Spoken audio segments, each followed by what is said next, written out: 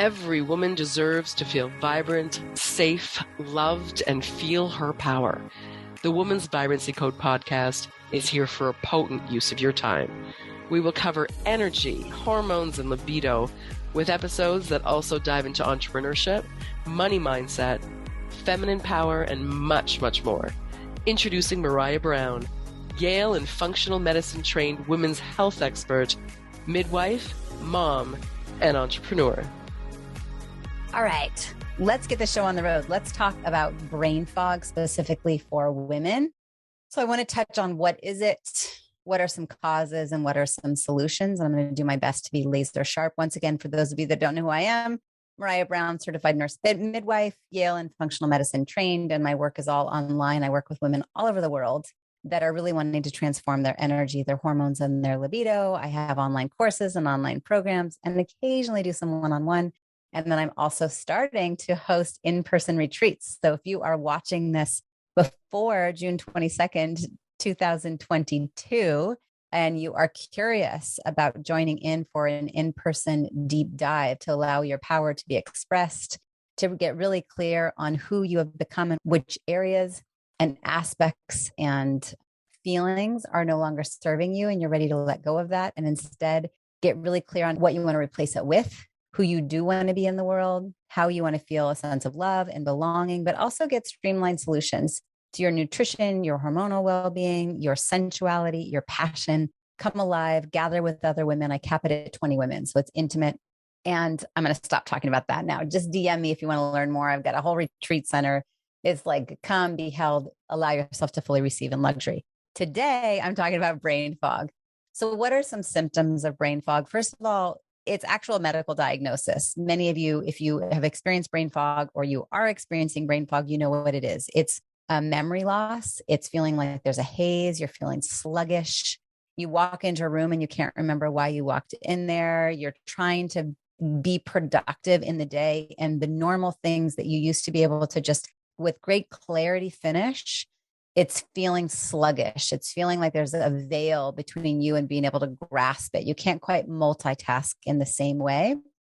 Sometimes it's hard to distinguish, is this depression or is this brain fog, right? So it's lack of mental clarity. It's specifically memory recall. Like you're trying to place that word and the word won't come. Now, obviously, some of that is very normal, but if you're noticing that it's getting progressively worse, you're having a hard time following conversations and staying engaged in conversations. Let's talk about this because I don't want you to think that this is just part of aging. Many people will say that it is part of aging. And I would like to remind you that there are lots of solutions and there's all sorts of ways to defy aging. So the main causes that I want to talk about today are number one, lack of sleep. Number two, increased stress level.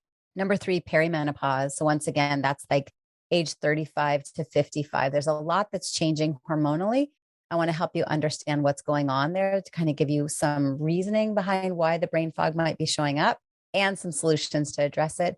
Obviously, depression, like I said, there can be this kind of vague relationship. Is it brain fog? Is it depression? What is it? Let's talk about vitamin and mineral deficiency, gut health. Gut health is a huge part of this conversation. Hydration, blood sugar management, thyroid disorders. And then obviously there's always actual dementia. I'm not necessarily going to be talking about actual dementia, but it is something at least to rule out. If the brain fog is seeming progressive and quite distinct, talk with your loved ones, ask them if they're noticing it. And, if it is dementia, Jim Quick, I think, has some great resources online. Reach out to me. I can send you some. Doing right left brain integration, like starting to just engage brain neuron and synapse connection again. But I'm not necessarily going to be talking about dementia today. So let's first talk about sleep and lack of it. Okay.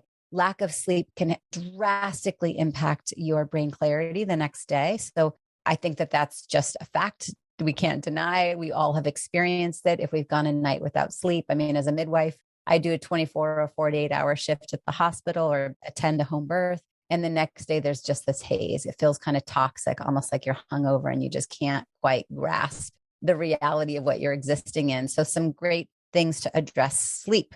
Number one, I want to highly recommend that you start limiting caffeine intake. My ideal is that there's no caffeine in your body. if you're not ready to take that route, make sure that caffeine is only in the morning. Okay. As you're doing the afternoon cup and later on in the day, it is negatively impacting your sleep. Okay. Same with alcohol. Alcohol is sedation. It's not sleep. So often individuals will drink a glass of wine or have something to take the edge off in the evening hours, thinking that, oh, now I'm a log and I'm able to go to sleep. But being a log does not necessarily mean sleep. So once again, sedation is not sleep. What happens with alcohol is you might be a log, but you actually don't get into deep REM sleep.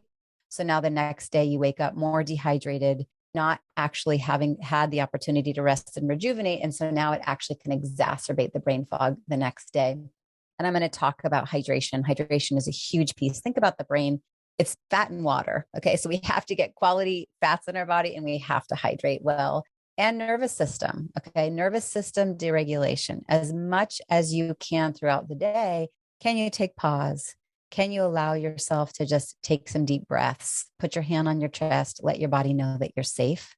Okay. What's happening is in high stress scenarios. So the next thing I wanted to talk about was high stress. This ties together. So high stress is impacting in a negative way your sleep, particularly if you're having a hard time falling asleep or you're waking between that 1 and 4 a.m. time period where it's like the adrenal wake up, you have a cortisol surge, your blood sugars weren't stable for the 24 hours leading up. What happens is you wake up kind of like anxious and your body's awake, but your mind is buzzing, but you feel exhausted and you can't go back to sleep. That obviously is the nervous system just being heightened because stress level is too high, which yes, it's not going to help you sleep, but also it means that you're likely in fight, flight, or freeze the majority of the day. Okay.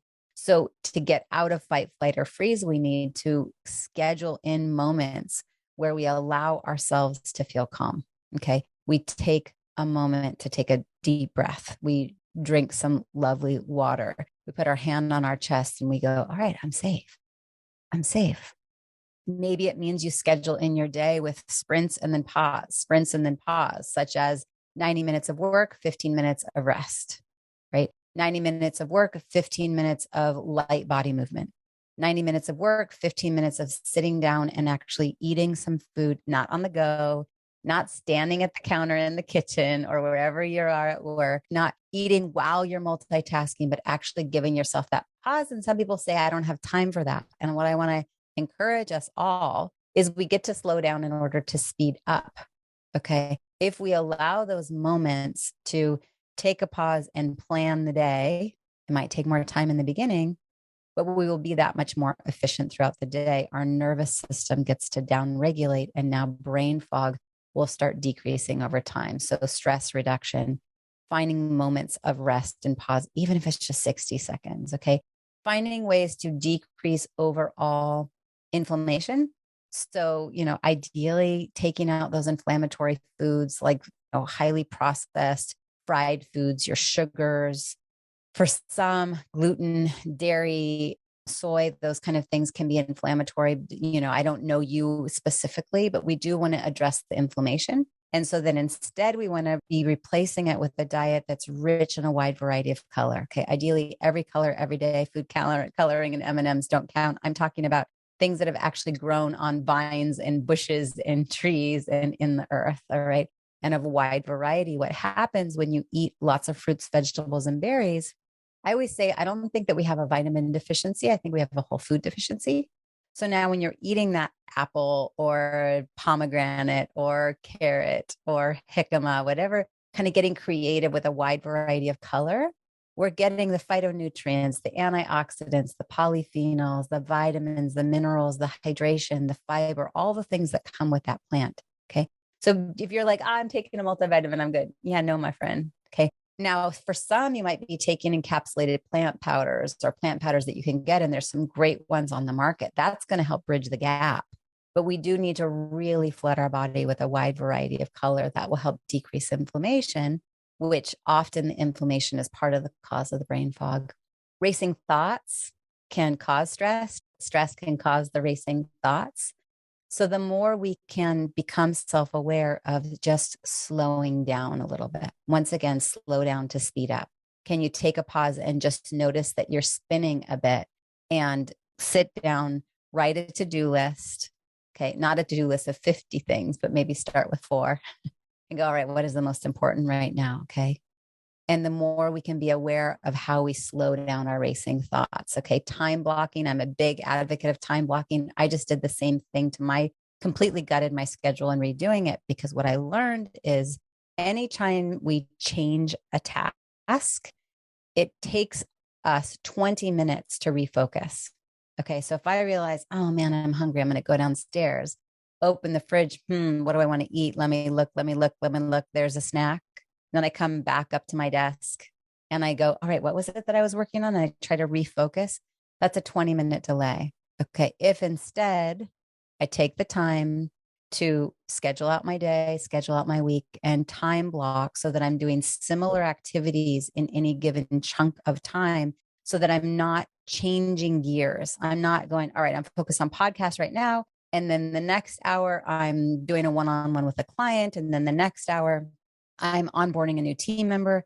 That scattered nature to my schedule is going to lead to brain fog. Okay. It's also going to increase stress level, which is then going to increase inflammation in your body, which is then going to impact your sleep that night, which is then going to further impact your brain fog. Can you see how it's all connected? Okay. Asking for help is vital for women in particular. We get to be in the energy of the feminine, which is the energy of receiving. So where can you slow down? Where can you take a rest? And where can you actually take some things off of your plate and allow yourself to ask for help? Or maybe just realize, I'm going to just take these off of my plate. It really doesn't have to be such a big priority and leave me spinning so that I'm struggling with brain fog. Okay. Let's talk specifically about perimenopause. So there's a few things changing in perimenopause. So once again, starting at age 35, number one is there are actually 3 different kinds of estrogen. Some say there's more, but there's definitely 3 kinds of estrogen that are in our body: estradiol, estrone, and estriol. Estradiol is the estrogen of our fertility years. It's the estrogen of multitasking. It's the estrogen of egg and fertility and making babies. And we can, have a baby on the hip, have soup cooking on the stove. We're talking on the phone. We're multitasking, right? We're able to do lots of things at work. And as we transition into menopause, it moves more to estrone as the estrogen. You don't necessarily need to know the kind. The reason I remember it is estrone is estrone, one. The name has 1 in it. We become more single-minded. So as we start that transition into beyond perimenopause and into menopause, no longer in our fertility years, we get to mourn the loss of, I can't have any more babies. If you're someone who would like to have babies, I definitely have 3 and I would love to have another, but I'm done. And we, as women, become the elder in a community, the crone. We have lived a tremendous life, and the estrogen is estrone dominant. So we become more single-minded. We become more fierce. We become more unapologetic. And in that, I want you to kind of check yourself and go, is this brain fog? Or is it simply that physiologically you're not made to multitask in the same way that you did in your 20s and 30s in your fertility years? And yes, many women continue to have babies in their 40s. I gave birth to my last one at age 40. And so by no means am I trying to say that your fertility is done until you've actually stopped bleeding, but it is a factor. The other thing is DHEA. I have done another podcast just on DHEA. It is a hormone precursor that converts into estrogen and testosterone, and actually a little bit into progesterone as well. And it naturally decreases in both men and women starting around age 30. And it does have a pretty large impact on our stamina, our libido, our energy level, our hormonal health, but also our brain clarity.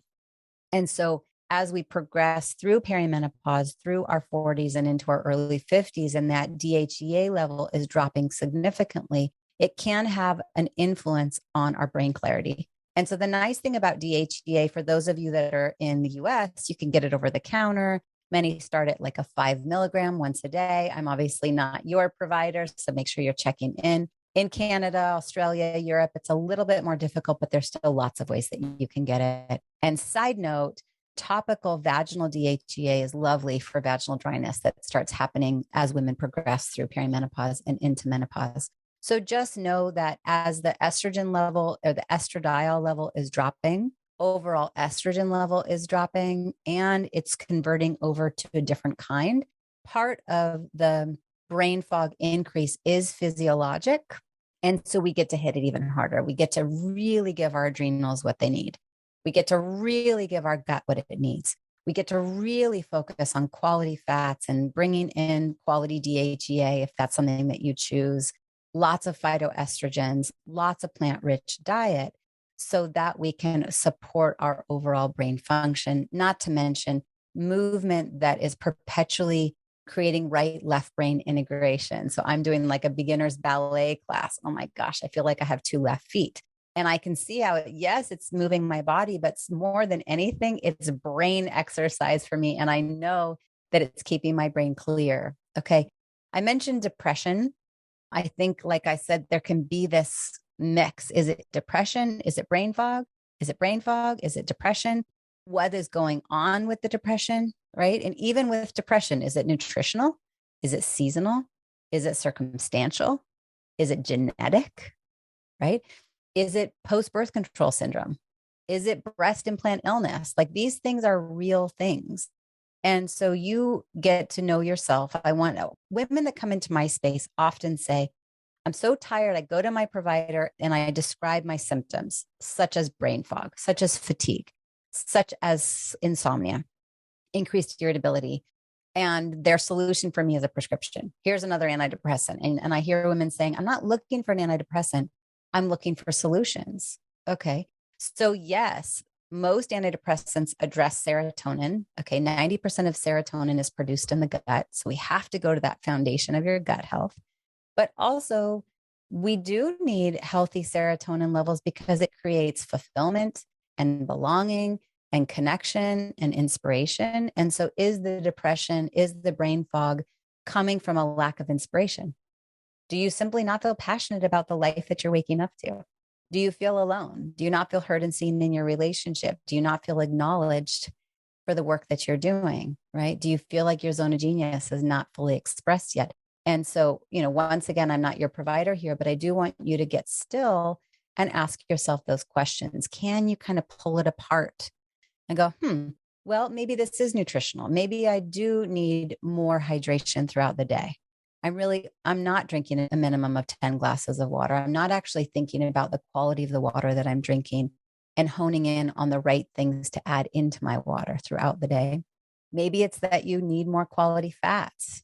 Are you taking an omega supplement? Some do fish oil. I like Nordic Naturals, but in our home, we do a vegan omega. We do the Juice Plus vegan omegas.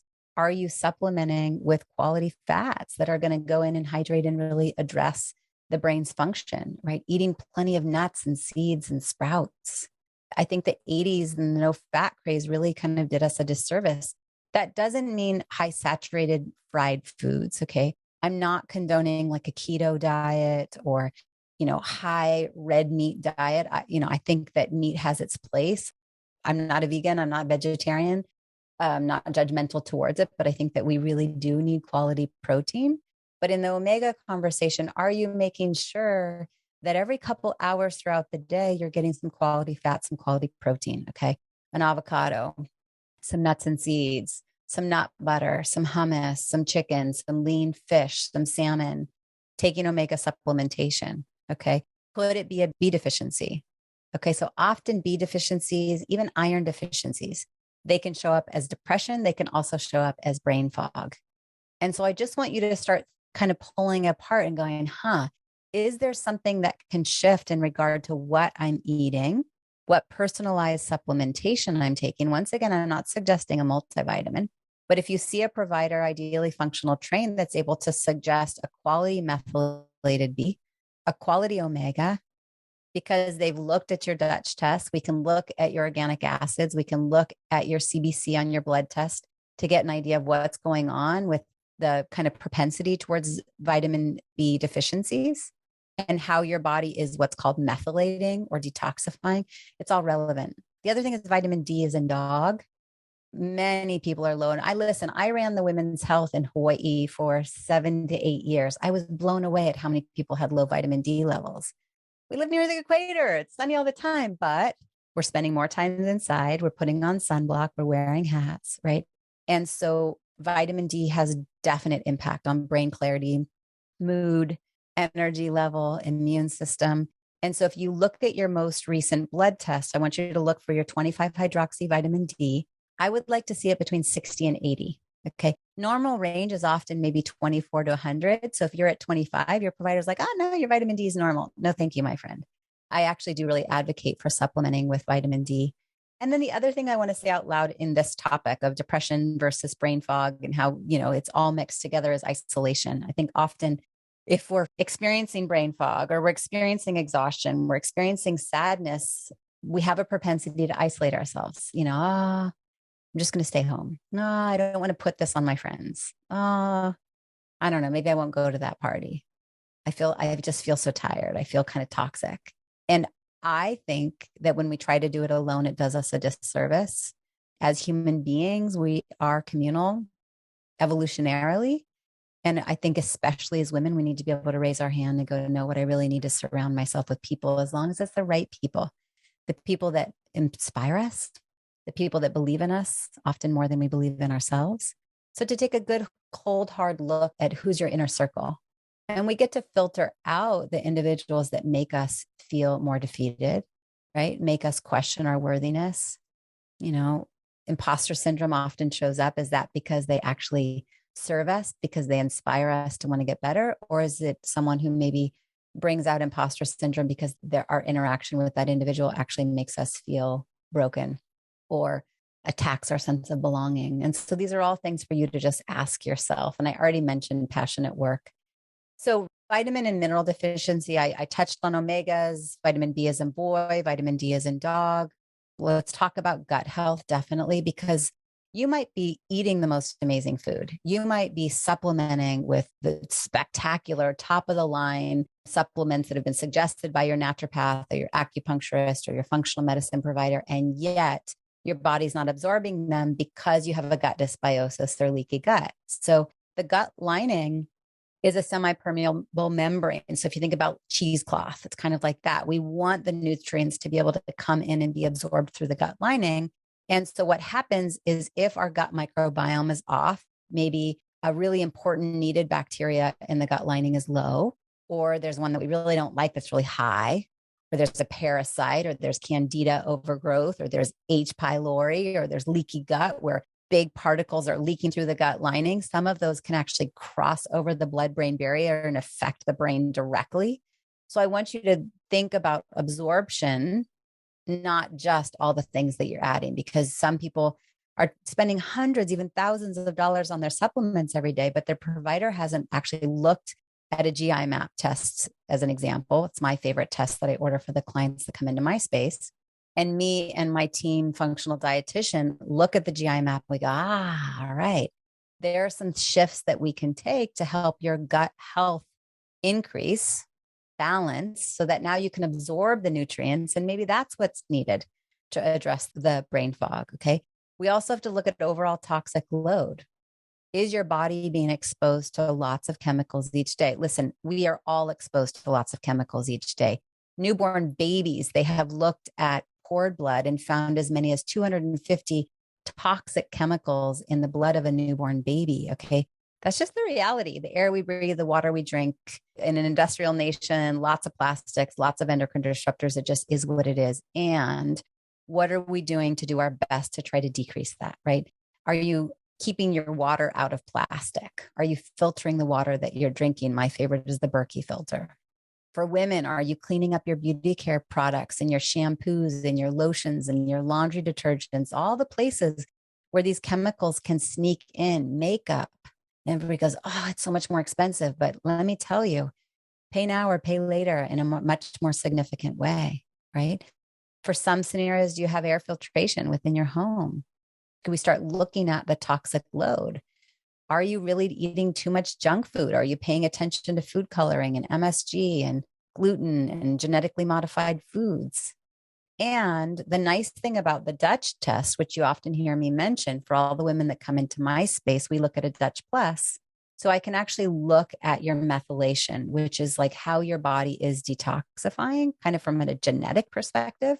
So for some, maybe part of what's going on from a brain fog perspective is your body is just sluggish in how it gets toxins out. So you're doing your best at addressing your gut health, taking all the great supplements, eating really well.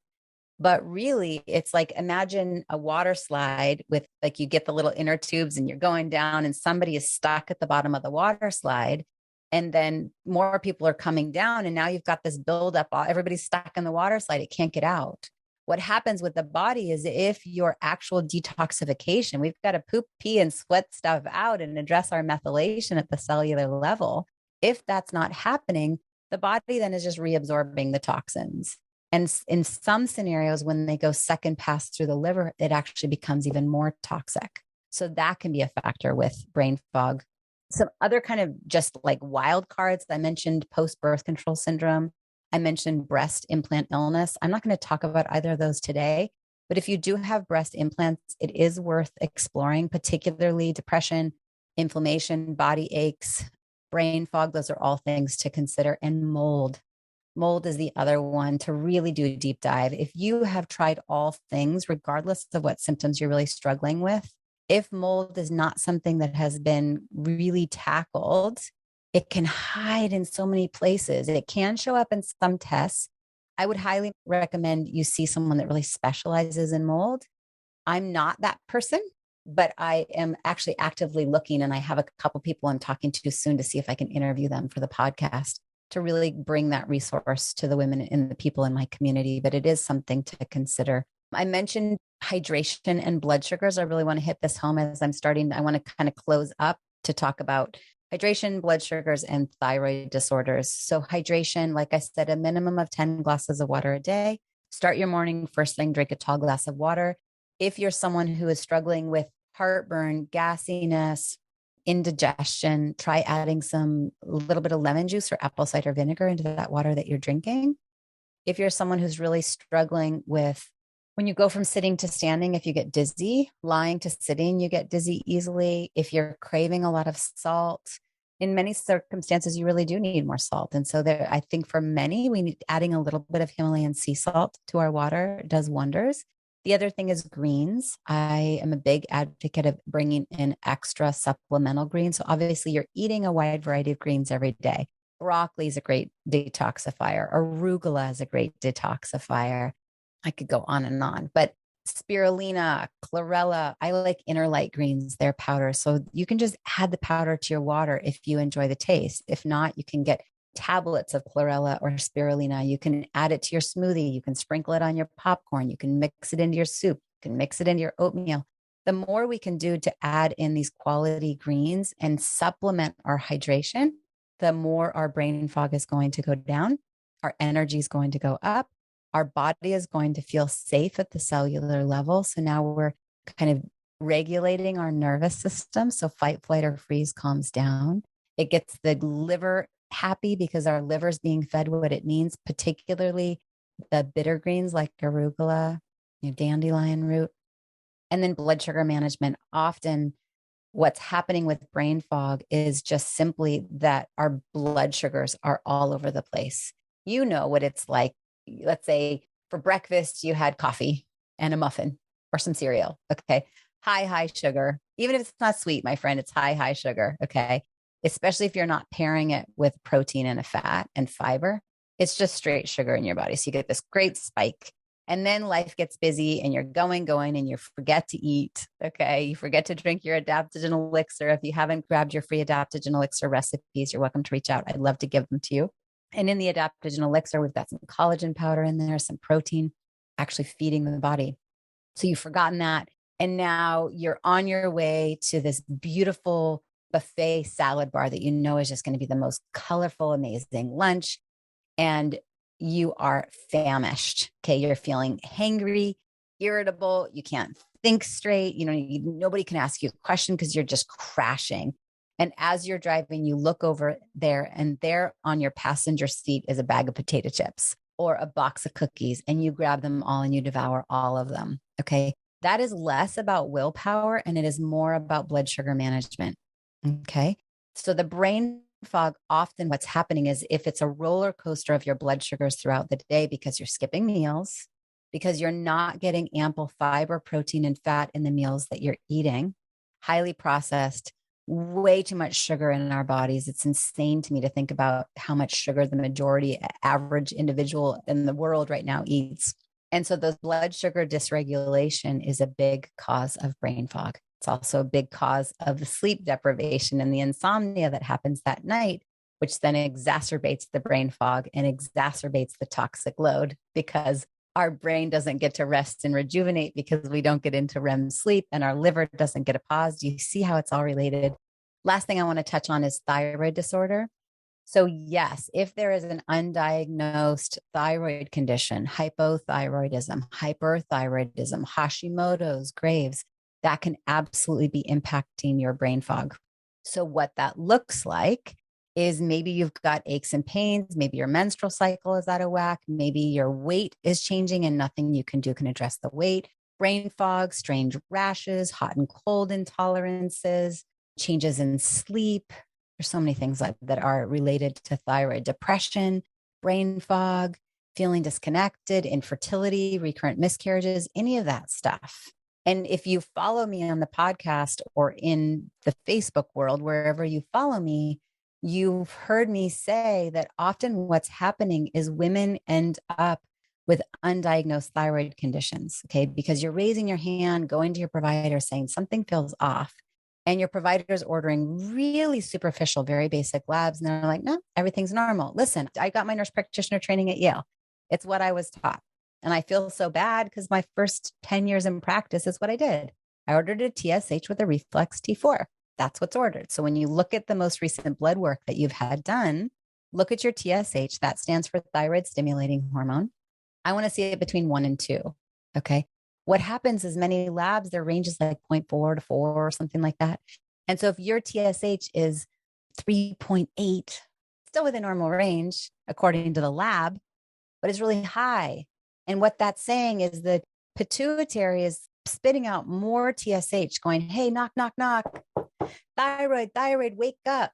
We're not getting enough thyroid hormone out here. But if your mainstream provider has simply ordered the TSH with the reflex T4, what that means is because it's officially within normal range, the lab doesn't even look at your T4, which is the actual thyroid hormone that's being produced by the thyroid.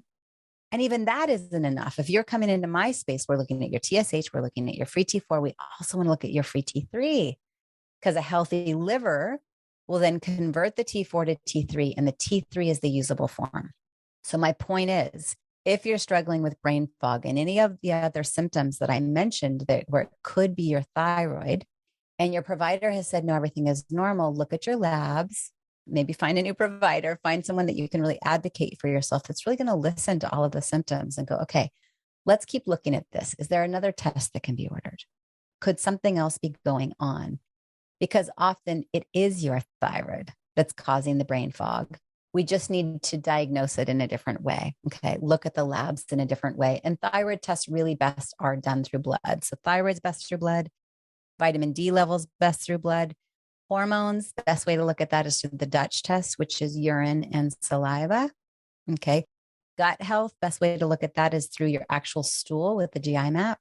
And obviously there's lots of tests out there. Those are my favorites. And I think that's good. So for any of you who are struggling with brain fog, hopefully this has offered you some feedback, obviously some symptoms of what it is, some causes, as well as some solutions. And I wish you well along your journey. Cheers to you experiencing a vibrant life. If you're listening to this in the podcast, please do give a review, follow. I appreciate it every step of the way. If you've not yet grabbed the free adaptogen elixir recipes, please do. And for those of you that are watching this before June 22nd, 2022, if you're curious to really have your own personalized in-person deep dive to get these personalized answers, connect with other women, revive your power, experience what I think of as a rebirth of your confidence, a rebirth of your sensuality, a rebirth of clarity in your path, allowing yourself to receive, allowing yourself to connect in nature, receive some luxury, then reach out. Would love to share with you a little bit more about the retreat. All right, everybody. Ciao, ciao. Thank you for listening to the Woman's Vibrancy Code. Connect with us and take the first step to transforming your energy, hormones, and libido at thewomansvibrancycode.com. Cheers to your zest and vitality. Make sure to follow for weekly power-packed value.